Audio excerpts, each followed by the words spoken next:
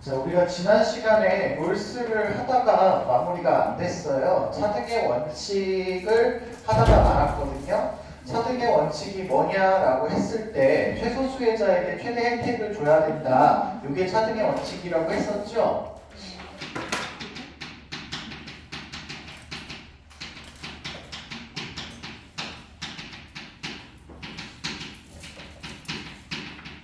그러면서 왜 이런 얘기를 해야 되냐면 사회적 우연성을 최소화하기 위해서 이걸 해야 된다라는 말을 한 거죠. 그쵸?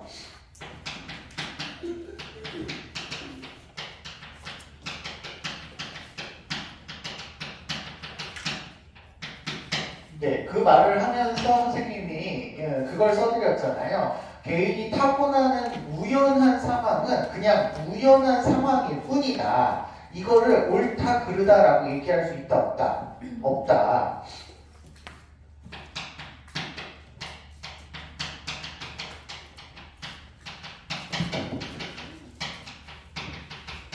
예, 우연하게 누가 부자로 태어나고 누가 가난하게 태어나고 누가 대한민국에 태어나고 누가 북한에 태어나고 라고 하는 것은 그냥 우연한 사실일 뿐이라서 이거를 도덕적으로 혹은 정의롭다 이렇게 얘기하거나 부정의하거나 얘기할 수 없어요.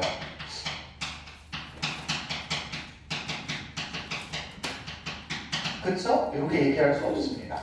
그렇지만 내가 일단 가지고 태어나는 것을 바탕으로 본다면 사회적으로 자연적으로 천부적인 자연적인 혹은 사회적인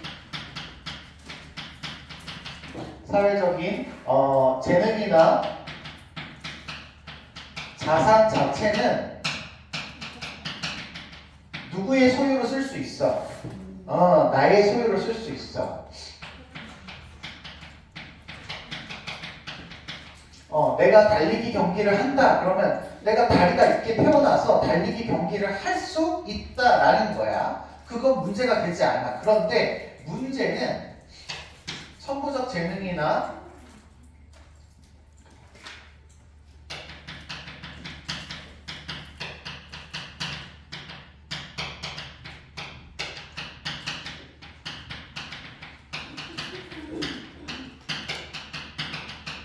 자산이 나는 다리가 있게 태어났는데 누군가는 다리가 없게 태어난다면 그 있는 것과 없는 거의 차이, 그 분포에 대해서는 나의 것만으로 생각할 수는 없다. 내 거가 될 수 있지만 나의 것만으로는 될 수 없다. 라고 해서 자산의 뭐라고 표현해드렸냐면 분포라고 표현해드렸죠. 분포. 다른 말로 차이는 누구의 소유다. 내 것도 되지만 우리 모두의 것도 된다라는 의미에서 공동자산이다. 이렇게 표현을 해드렸죠. 그렇죠? 그렇기 때문에 이 공동자산을 가지고 사회적 약자를 도와주기 위해서 제가 이걸 C라고 했던가요? 국가의 재분배 정책, 복지를 위한 재분배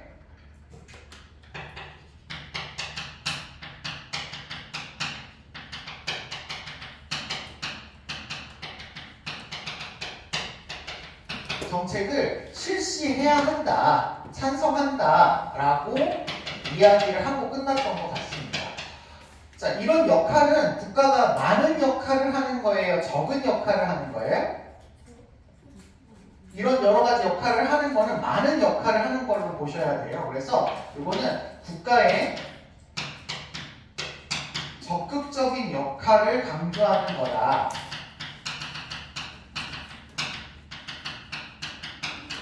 이렇게 생각을 해 주셔야 될 것 같고, 복지를 위해서 세금을 거둘 수 있다 없다?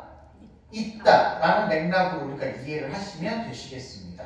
자, 그래서 조금 더 구체적으로 그렇다면 구체적으로 바람직한 국가 형태의 바람직한 이상적인 형태가 뭐냐를 좀 살펴보려고요. 가로 4번이 맞을까요? 4번. 이런 정의의 원리가 잘 적용되는 사회를 일컬어서 롤스 선생님은 이렇게 표현을 하기도 했어요. 사회적 협동체제다.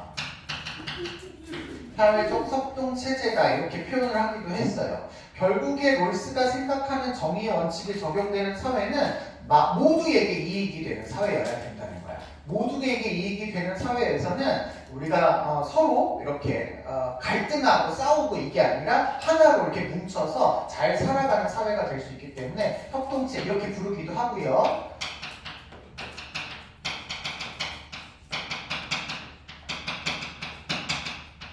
질서 정연한 사회 체제라고 부르기도 합니다. 정의 원칙이 적용되는 사회, 그 말을 하나 더 쓸게요.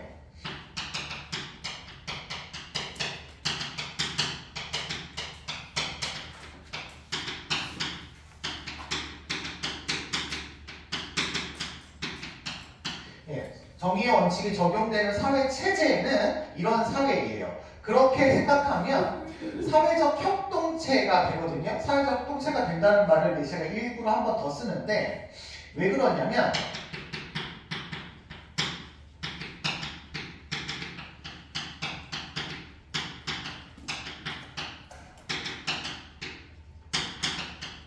이거 롤스가 얘기한 원초적 입장에서의 개인들과는 다르기 때문에 그렇습니다. 원초적 입장에 놓여져 있는 개인들은 다른 사람한테 관심이 있다 없다? 없다. 무관심하지만 정의의 원칙이 잘 마련되어 있는 사회에서는 이 원칙에 따라서 분배가 이루어지면 나에게도 이익이고 다른 사람에게도 이익이고 우리 모두에게 이익이 되어야만 하기 때문에 다른 사람한테 관심이 있어야 되는 사회예요. 있어야 되는 사회예요. 그래서 구분을 해주셔야 됩니다. 원초적 입장에서의 개인과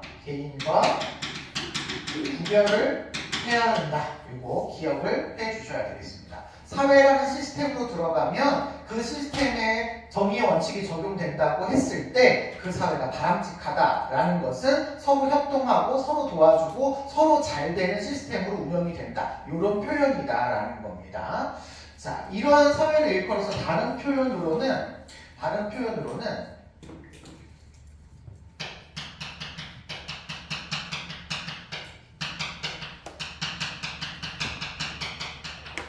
재산 소유 민주주의가 실현되는 사회다 이렇게 표현하기도 해요. 말이 좀 어렵잖아요. 만들어내서 말인데 이 말은 결국 복지를 위한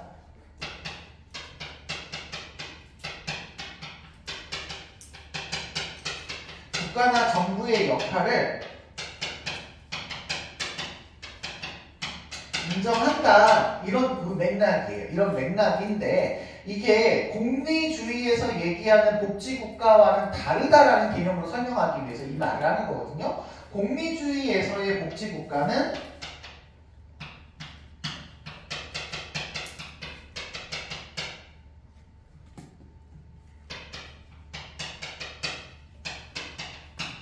분배가 다 이루어진 최종적 시점에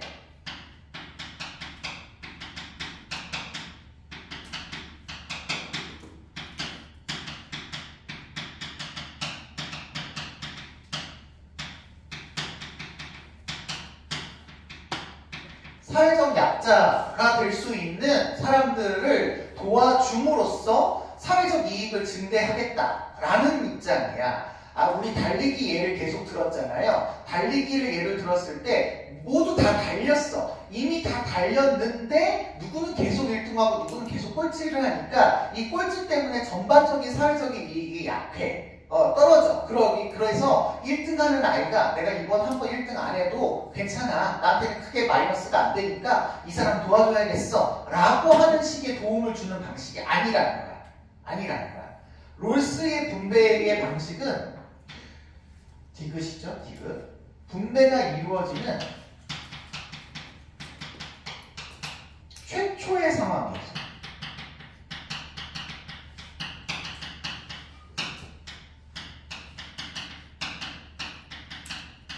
국가가 재분배를 해주고 그리고 공정하게 얘네들이 경기를 하게 한 차등적 결과를 수용하겠다는 거야.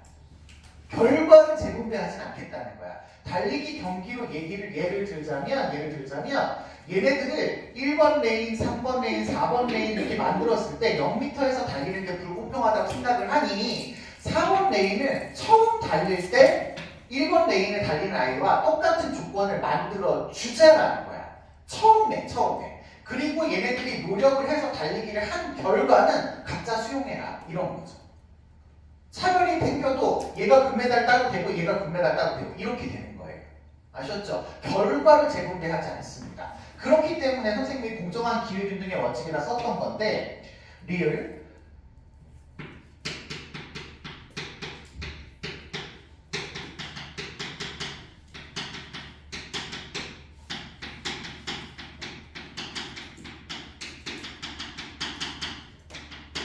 누구 한 사람이 독점적으로 그 결과를 갖는 게 아니야. 갖는 게 아니고 모든 사람이 얘도 1등 할 수 있고 얘도 1등 할 수 있는 전체 기준을 만들어주는 것. 이게 재산소유의 민주주의다. 이렇게 얘기를 하는 거죠.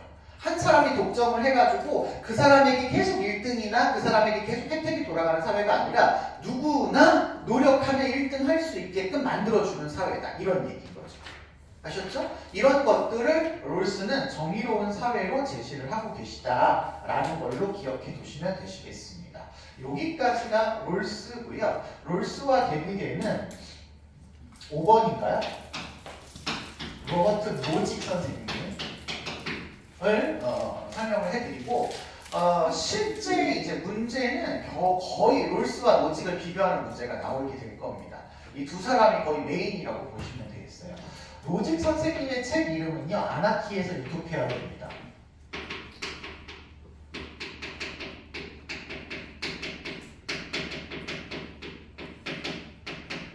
이게 왜 써드리냐면, 노직 선생님은 자유를 굉장히 중요하게 여겨요. 그 자유를 중요하게 여겼다라는 건 지난 시간에 롤스 얘기하고 똑같죠. 롤스도 무슨 주의?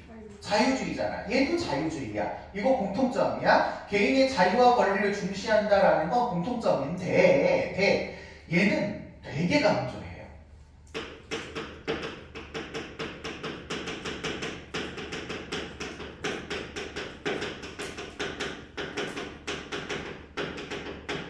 약간 이렇게 극단적으로 자유로운 것을 강조하는 것 같은 자유주의를 강조합니다. 그래서 굉장히 자유에 특화되어 있어서 개인의 자유와 권리를 침해하지 않는 무정부가 좋은 사회일까라고 생각하지만 아니라는 거예요. 유토피아로 나아가야 된다는 거를 이야기하시는 분이에요.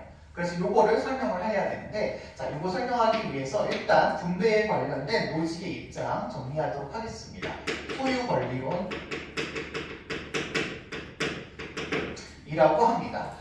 소유 권리론은요,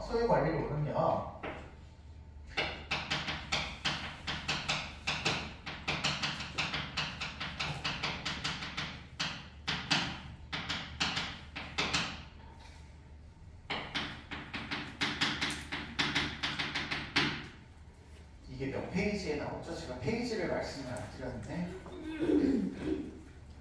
페이지를 제가 외우고 다니지를 않아가지고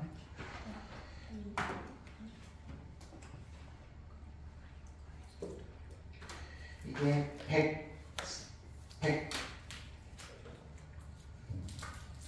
100쪽에 나오네. 100쪽에 나오는 얘기입니다. 100쪽에 나오는 거니까 참고해주세요. 정당한 소유물에 대해서 배타적이고 절대적인 소유권을 인정해야 된다. 이런 얘기거든요. 근데 이것도요, 정당한 소유물에 대한이에요. 정당한. 그러니까 이미 결과적으로 정당해 라고 되어 있는 것에서예요. 그렇다고 한다면 이건 롤스도 동의할 말이야. 결과적으로 과정이 이미 정당해서 결과적으로 내가 가진 거야. 내 소유물이야 라고 인정이 되면 그건 오로지 내 거여야 된다. 개인 거다. 개인주의, 자유주의를 중시했다 이 말이야. 롤스와의 공통점이에요. 그래서 제가 노란색 썼습니다. 아셨죠? 그렇다면 얘도 뭐가 중요하냐면 정당한 소유물이 되는 과정이 중요하다라는 겁니다. 그래서 얘도 절차적 정의를 강조합니다.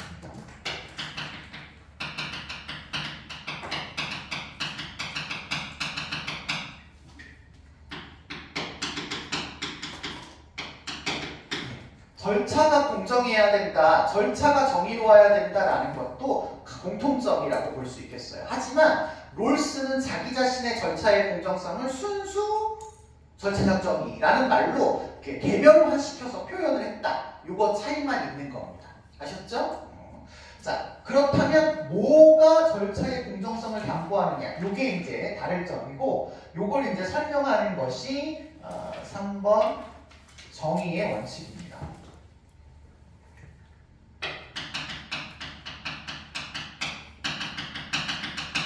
그래서 정의의 원칙은 얘도 제시를 하고 있어요. 여러분, 이 말은요, 이거에 따를 때 정의롭다라는 거니까 누구나 다 이렇게 얘기해. 누구나 다. 아리스토텔레스도 이거에 따를 때 정의롭다, 정의 원칙 있는 거고, 마르크스도 공산주의 원리에 따를 때 정의로운 거다, 정의 원칙이 있는 거야. 그래서 정의 원칙이라는 말은 공통적으로 쓸 수 있는 그냥 대명사적인 표현인 건데, 그 정의 원칙이 뭐냐가 중요한 거죠. 노직에 있어서의 정의의 원칙은 소유권이 발생하는 원칙입니다. 소유권 발생과 관련된 원칙인 거예요. 자, 세 가지를 얘기할 텐데, 첫 번째는 취득에서의 정의가 필요하다 라고 봅니다. 취득 과정에서의 정의가 필요하다. 취득에서의 정의는요, 최초로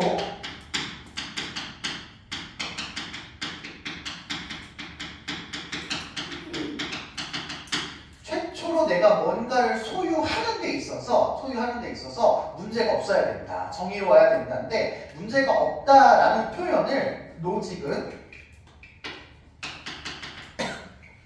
타인에게 해를 주면 안 된다,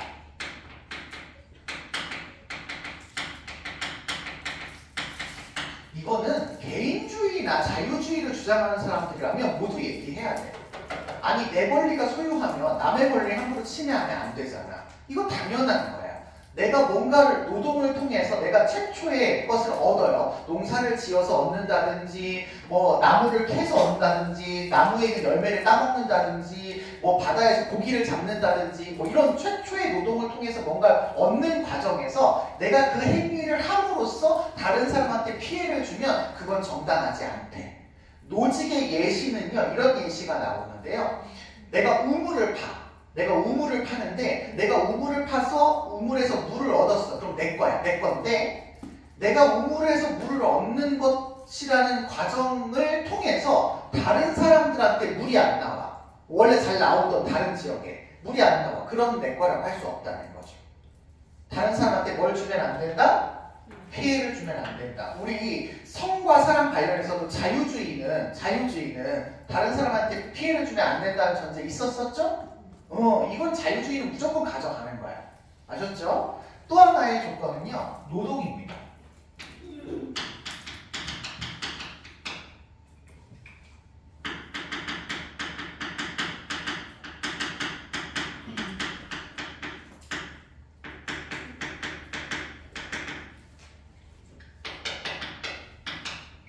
노동을 통해서 내가 얻어야 돼. 최초의 산물. 우리는 대부분 돈을 주고 물건을 사오는 거지만 최초는 일단 자연에서 얻는 거예요. 자연에서 얻는 거니까 그 과정에서 내가 노동을 통해서 얻는다라는 전제가 깔려 있습니다. 그 과정에서 다른 사람한테 피해를 주면 안 돼라는 거죠. 두 번째 원칙은요, 이전과 양도의 원칙.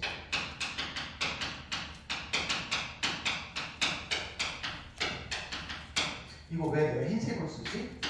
이거 초록색입니다. 같이 초록색으로 써주세요.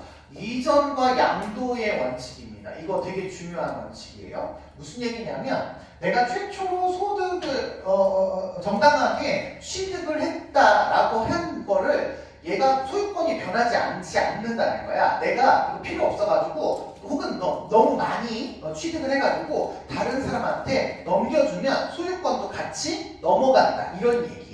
아셨죠? 정당한 절차에 의해서, 정당한이라고 쓰면 너무 추상적이니까 우리 아예 구체적으로 씁시다.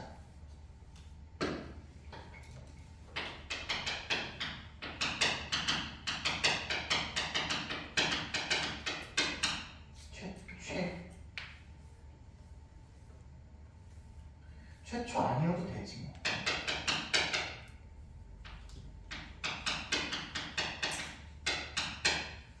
정당한 소유물을 자율적으로 합의해서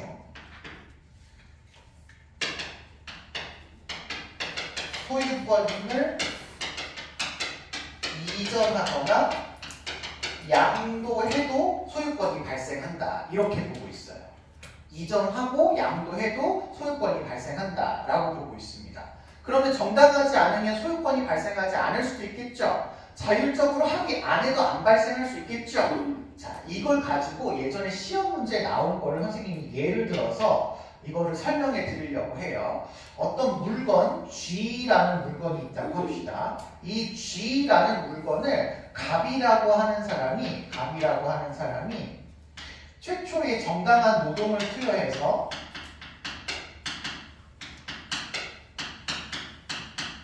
얻었어요. 그러면 이 G의 소유는 누가 가져야겠죠? 갑이 가져야 됩니다. 이거는 소유권이 갑에게 있는 거예요. 갑에게 있는 겁니다. 그런데 이 G를 갑이 갖고 있다가 질렸어. 그래서 갑이 을에게 정당하게 이전을 해줬어요. 너 가져 라고 해줬어요. 그러면 소유권이 누구에게로 넘어간다는 거야? 을에게로 넘어간다는 거야. 너무 뻔하게 잘 알고 있는 얘기잖아. 그치? 그런데 상황이 지나서 을이 이걸 가지고 막 가고 있는데 갑자기 이 G를 탐내던 병이 나타나서 병이 을에게 강제로 뺏었어.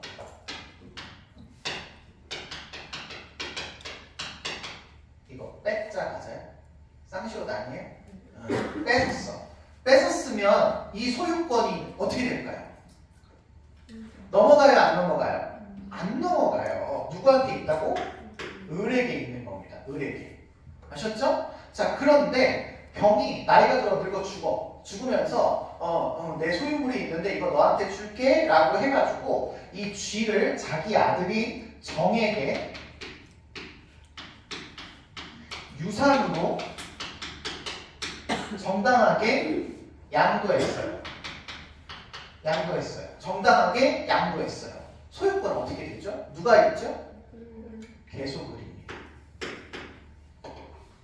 괜찮아요? 자, 이 과정을 통해서 우리 몇 가지 기억해야 되겠습니다. 첫 번째, 롤스는 정당하게 소유권이 넘어가야 된다라고 할 때 자율적 합의를 굉장히 중시해요. 강제로 뺏거나 이러면 안 돼요. 그쵸? 그래서 첫 번째, 소유가 이루어지는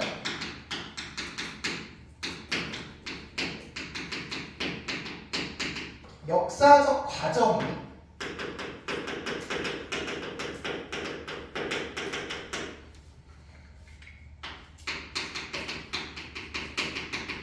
정당한 소유권을 창출합니다.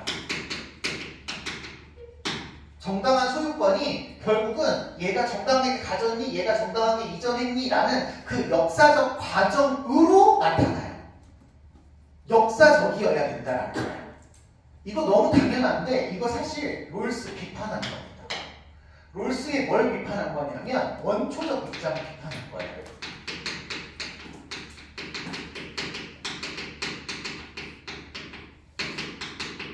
왜냐하면 이 롤스의 원초적인 입장은 실제 있는 상황이 아니라 무슨 상황이죠? 가상 상황이에요.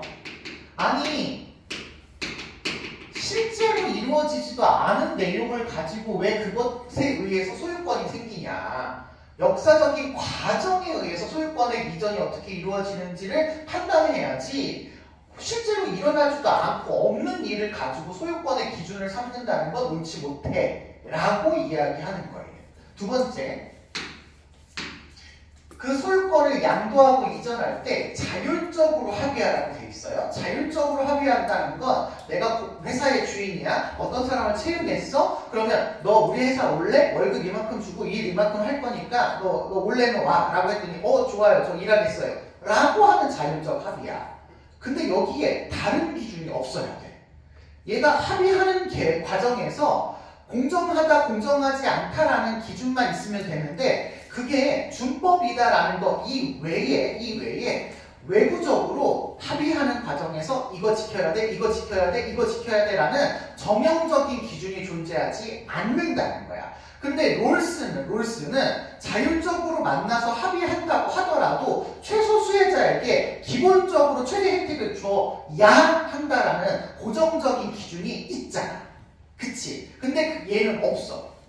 우리나라 같으면 무조건 최저임금 이상을 줘야 하죠. 이런 식이야. 이런 식으로 최저임금을 줘야 된다라는 건 롤스는 잘못됐다는 거야. 그냥 둘이 합의만 하면 되는데 나 최저임금 안 받아도 되니까 일 조금만 시키고 최저임금 이하로 월급 주세요. 이렇게 얘기할 수도 있는 거잖아. 그쵸?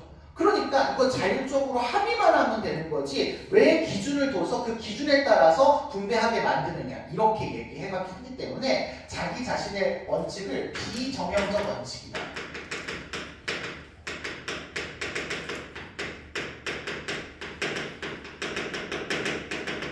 을 따라야 된다고 이야기하고 있어요. 이거 누구 비판하는 거야? 또 롤스 비판하는 거야.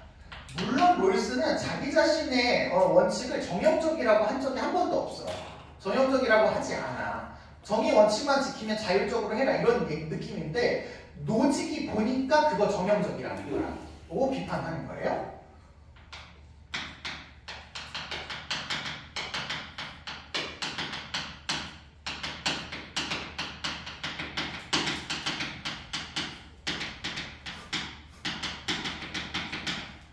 노직이 봤을 때 그렇게 비판하신 거지 롤스 자신이 자기의 원칙을 정형적이라고 얘기하지는 않았습니다. 자, 그렇기 때문에 하나만 더 쓰자면 이렇게 쓸게요. 자율적으로 뭔가 소유권이 넘어간다라는 과정에서 강요나 강제나 사기 안 돼요. 자율적으로 했어도 이거 사기 쳤으면 안 되는 거야. 사기, 협박,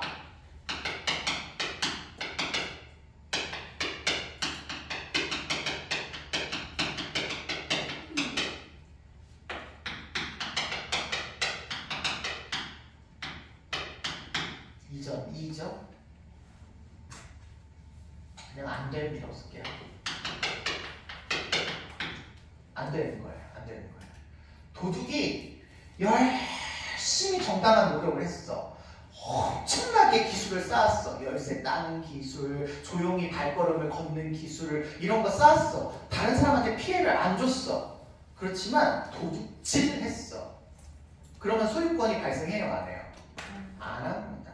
아셨죠? 정당한 노동을 투여했어도 그 과정이 이전하는 과정에서 이런 것들이 들어가면 안 되는 거예요. 아셨죠? 자율적으로 뭐 하지 않으면 안 되는 거야? 동의하지 않으면 안 되는 겁니다. 아셨죠? 오케이. 만약에 자율적으로 동의하지 않고 얘가 뺏어갔어. 사기쳐가지고 가져갔어. 강제로 이전했어. 그러면 원래대로 돌려줘야 돼? 안 돌려줘야 돼? 돌려줘야죠.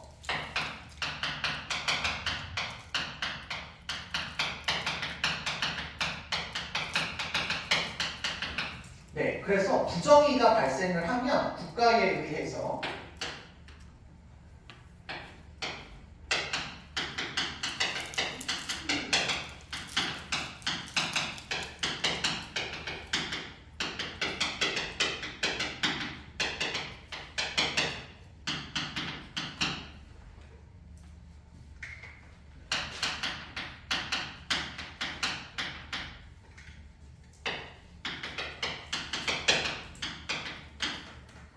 국가가 다시 재분배해줘야 돼요.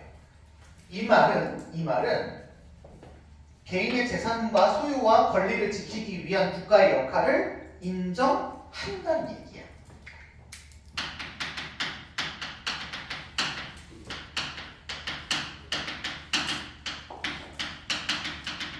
인정한다는 얘기야. 근데 롤스는 국가가 적극적인 역할을 해야 된다고 했잖아. 그쵸? 그러면 적극적인 역할을 하는 것 안에 소극적인 역할이 포함되어 있니 없니? 당연히 있는 거야. 그러니까 롤스와 노직의 무슨 점이라고 봐야 돼? 공통점이라고 봐야 돼. 그래서 노란색으로 쓴 겁니다. 아셨죠? 오케이. 이것만 해야 되는 얘 입장이지. 그치? 근데 이거를 해야 된다라는 건 공통적인 입장인 거예요.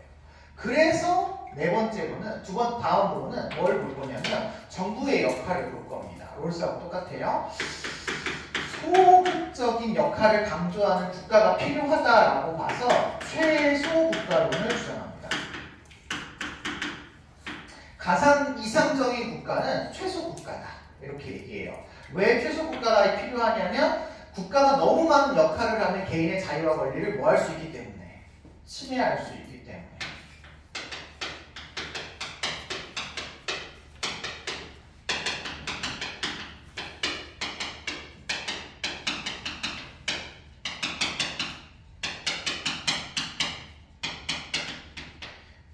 가능한 한 개인의 자유와 권리를 많이 보장해 주려고 하다 보니까 국가의 간섭,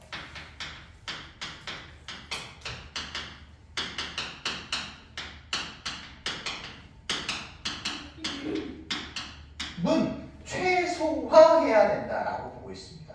국가의 간섭은 최소화해야 된다. 나의 재산과 생명과 안전을 지켜주는 역할까지만 국가가 하시고 나머지는 개입하지 마세요.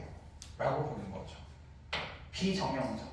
간섭하지 마세요. 우리가 알아서 할게요. 라는 거죠. 아셨죠? 그래서 유일한 이상적인 국가는 최소 국가다. 이렇게 표현을 하시고 있으십니다. 자, 여기서 이제 중요한 건 세금 문제입니다. 자, 그러면 국가가 역할을 하니 안 하니? 하지요. 안 하진 않잖아.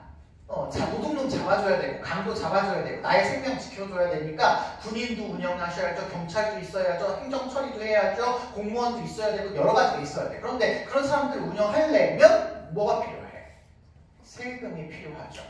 세금 정책을 좀 알아보려고.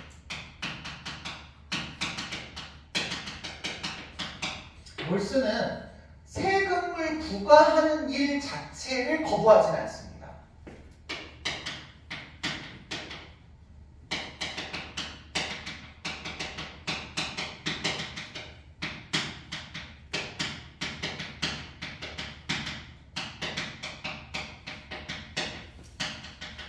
세금 내야 국가가 운영이 될 거 아니야. 그러니까 세금 내는 것 자체를 거부하지 않아. 그렇지만 세금을 걷는 과정에서 개인의 자유와 권리를 침해하면 안 되겠죠. 안 되겠죠. 그러니까 국가는 세금을 거둘 때 이러이러한 목적, 개인의 자유와 권리를 보장하기 위한 목적에 의해서만 세금을 걷어야 되고, 복지를 위해서,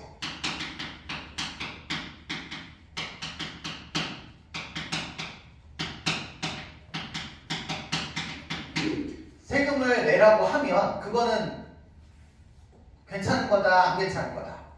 안 괜찮은 거다. 이거는 반대하고 계시다. 이렇게 알아두시면 됩니다. 다시 표현하면 복지를 위한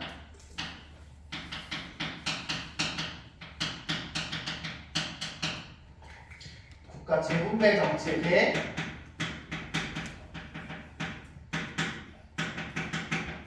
반대한다라고 하는 입장에서 롤스와의 차이점이 생기게 되는 거죠. 하지만 아까도 얘기했지만 교정적인 목적을 위해서 부정의를 교정하기 위한 개인의 권리를 보호하기 위한 이런 목적의 세금은 찬성한다, 반대한다? 찬성한다 라는 롤스와의 공통점이 있는 겁니다. 아셨죠? 그런 사례로 이런 말이 나와요. 정당한 노동에 대해서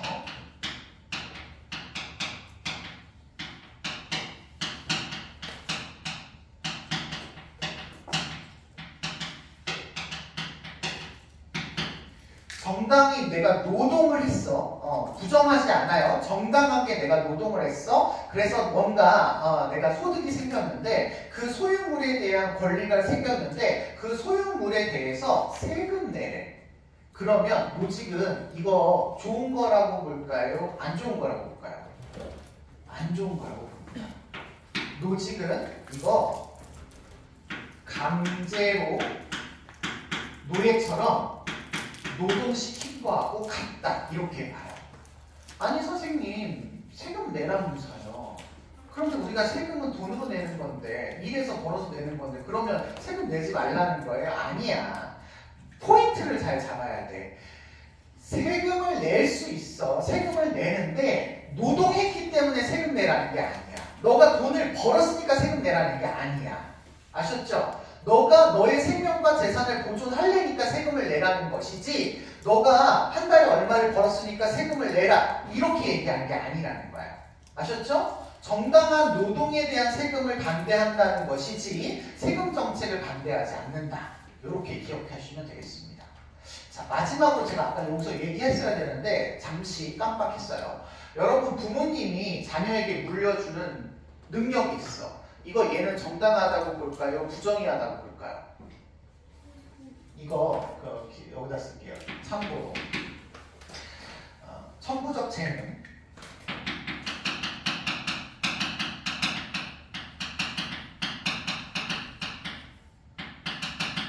천부적 재능이나 자산은 반드시 개인의 소유입니다. 이 말은 롤스도 뭐 부정하지는 않는 말이라고 아까 말씀드렸잖아요. 개인의 소유다. 근데 재능의 분포의 차이가 나도 노직은 부모로부터 얻은 거니까 내가 부모로부터 많이 얻었으면 내 거야 라고 봐요. 그래서 이것만 인정합니다. 아셨죠? 이것만 인정한다. 그런 점에서는 롤스와의 차이점이다. 이렇게 구분해 주세요. 아셨죠? 제가 아까 여기다가 썼어야 되는데 여기다가 못 썼어요. 자, 이렇게 해서 우리가 사회정의에 관련된 사람들 쭉 살펴보았습니다. 필기는 안 했지만 맨 처음에 플라톤, 정의론 있었죠? 각자가 각자의 역할을 잘하는 게 정의다. 기억나죠? 각자가 각자의 역할을 잘하려면 각자에게 필요한 덕이 있었어요. 지혜, 용기, 뭐였지? 절제까지. 그러면 정의의 덕은 자연스럽게 출현한다. 아리스토텔레스도 정의 얘기했죠? 아리스토텔레스의 정의는 일반적인 정의가 있고 부분적인 정의가 있더라. 일반적인 정의는 뭘 잘 지키는 거? 법을 잘 지키는 거. 부분적인 정의는 각 영역에 따라 세 가지로 나눴죠. 분배 영역, 교정 영역, 그리고 교환 영역에 따라서 분배의 정의는 가치, 희소한 가치를 분배할 때 어떻게 분배하느냐의 원칙이었고 그때 원칙은 그 사람이 공동체에 기여한 가치에 비례해서 줘라 이렇게 얘기했죠. 그때 사용하는 비례의 원칙은 기하학적 비례였었습니다. 교정적 정의는 이익과 손해가 발생할 때 이걸 어떻게 교정하는 게 정의롭냐를 구분하는 원칙이었고 아리스토텔레스는 이걸 구분하는 비례를 무슨 비례를 사용하라고 했냐면 산술적 비례를 사용하라고 했었습니다. 기억나시죠? 그리고 세 번째로 누가 했었냐면 왈처 했었습니다.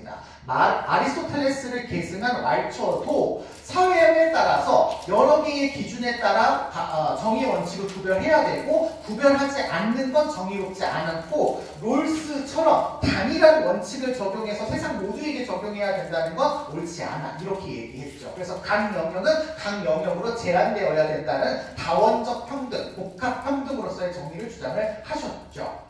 그리고 롤스와 노직을 이야기했습니다. 메인은 롤스와 노직이에요. 이 두 사람이 거의 비교해서 시험 문제에 나오고 가끔 곁다리로 이제 롤스, 노직 한 사람 더 있었네요. 마르크스까지 껴가지고 시험 문제에 나오게 된다라고 알아두시면 되겠습니다. 자, 첫 번째로 우리가 분배 정의에 관련된 이야기를 해보았다면 다음 시간에 오늘 얘기할 건 아니에요. 다음 시간에 이야기할 정의는 교정적 정의입니다.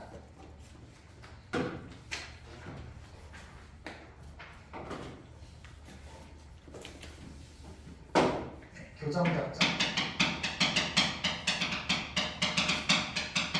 그러니까 뭔가 이익과 손해가 발생했을 때 그것을 어떻게 보상해 주는 것이 바람직한 정의의 원칙이냐를 이야기하는 기준들을 역시 여러 사람들이 이야기를 하시게 되는데요. 첫 번째로 그 대략적인 원리를 이야기하시는 큰 구분 자체가 오늘 하고 끝내려고요. 어떻게 구분을 하냐면 어떻게 교정해 주는 것이 바람직하다고 얘기하냐면 세 가지 관점이 나누어지는데 첫 번째 관점은 응보주의의 관점이죠. 응보주의의 관점은 그 사람이 죄를 지었어. 그러면 그에 상응하는 처벌을 받아야 된다라는 뜻이에요.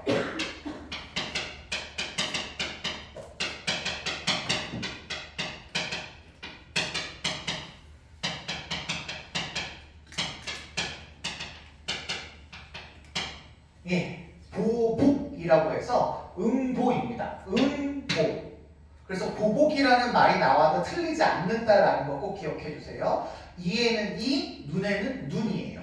범죄를 졌어? 그러면 너는 그에 상응하게 처벌받아야 돼. 이런 겁니다. 아셨죠? 옛날 사람들은 다 이랬어요. 이에는 이, 눈에는 눈.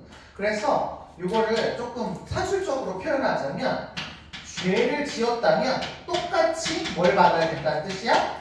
처벌을 받아야 된다는 뜻이야. 이에는 이. 아리스토텔레스도 얘기하면 이게 무슨 비례라고요? 산술적 비례. 아셨죠? 자, 이거 대표적으로 이야기하시는 분 누구 배우실 거냐면 칸트 배우실 거예요. 왜 안 나오나 했죠? 네.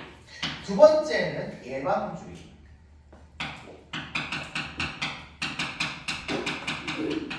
예방주의는 왜 처벌을 해야 되느냐, 왜 형사적으로 뭔가 사람들한테 교정을 해줘야 되느냐라고 이야기할 때 범죄를 지어서가 아니에요. 범죄 때문이 아니야. 이 아이가 범죄를 짐으로 인해서, 범죄라는 사실을 함으로 인해서, 행위를 함으로 인해서 사람들한테 피해를 줬기 때문이야.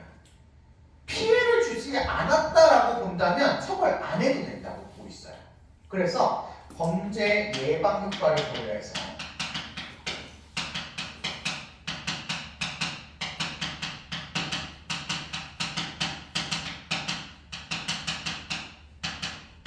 처벌해야 된다. 이렇게 보고 있거든요. 근데 보통은 범죄 예방 효과를 고려하려면 어떤 사람이 죄를 지었어? 1억 훔쳤다. 1억 뭐 좀 더 많이 훔쳤다고 봅시다. 테라 그 뭐죠?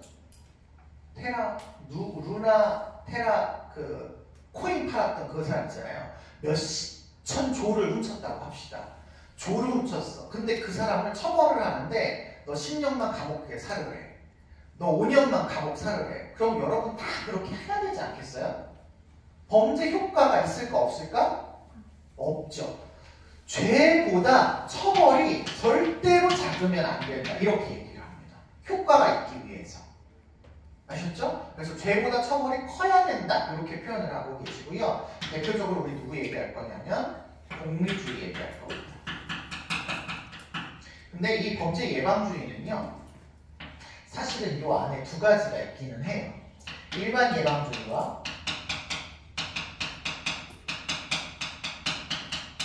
특수 예방주의가 있긴 합니다.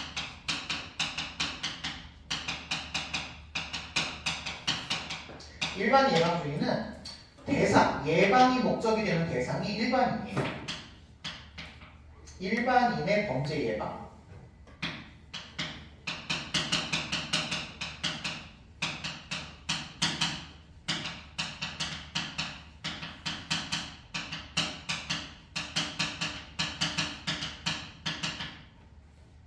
일반인이 그 사람 처벌받는 거 보고 아 저렇게 하면 안 되겠구나 라고 생각하게 처벌을 해야 된대. 그러려면 처벌할 때 몰래 숨어서 처벌해야 돼요? 공개적으로 해야 돼요? 당연히 공개적으로 해야 되겠죠. 특수 예방주의는 범죄자이며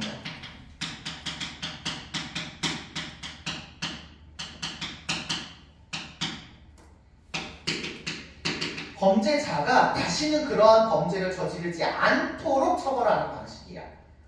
그래서 예방주의 하면 일반인도 고려하고 누구도 고려해야 돼? 범죄자도 고려해야 되는데 예전에 시험 선지에서 얘만 고려해야 된다. 뭐 이런 식으로 나온 적이 있어서 이거 한번 써드리는 겁니다. 이것만 알고 있으시면 될 것 같아요. 그리고 마지막, 아이고, 이 번호를 잘못 썼네? 맞네? 맞네. 3번 마지막으로 뭐가 있냐면 계약론이 있습니다. 사회계약론.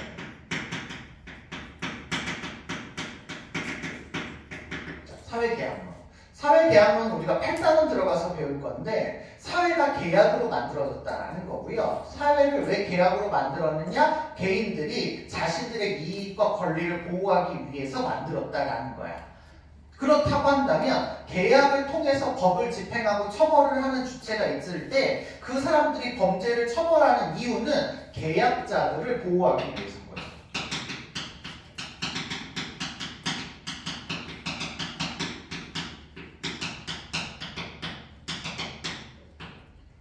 권리와 이익을 보호하기 위해서인 거예요. 그러니까 얘는 약간 좀 여유가 있죠. 이렇게 할 수도 있고 저렇게 할 수도 있는 여유가 있습니다. 그래서 이 세 아이들이 가지는 공통점이 있다면 일단 죄를 저질렀어? 그러면 그 죄가 만약에 커져 100만 원 훔쳤다, 1000만 원 훔쳤다, 1억 원 훔쳤다 그러면 처벌도 어떻게 해야 될까요? 같이 커져야 됩니다. 죄에 상응한다 이렇게 생각하셔야 돼요.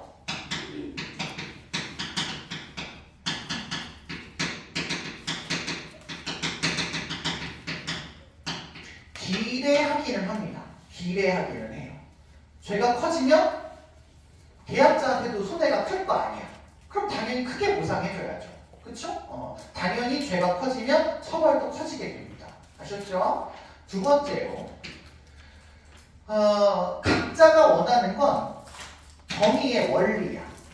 얘네들이 얘기하는 건 교정적 정의의 원리야. 그러면 정의의 원칙에 따라서 처벌해야 된다고 하면 세 사람이 모두가 다 똑같겠죠. 모두가 다 똑같을 거야. 모두가 다 똑같기 때문에 이런 식으로 표현할 수 있어요. 공적 정의 실현을 위한 실현 목적으로 처벌할 수 있다. 이렇게 하는 공통점이 있을 수 있겠습니다. 그런데 만약에 공공의 이익을 위해서 처벌해야 된다라고 한다면 요거는 또 달라요. 이익은 아닐 수 있어요.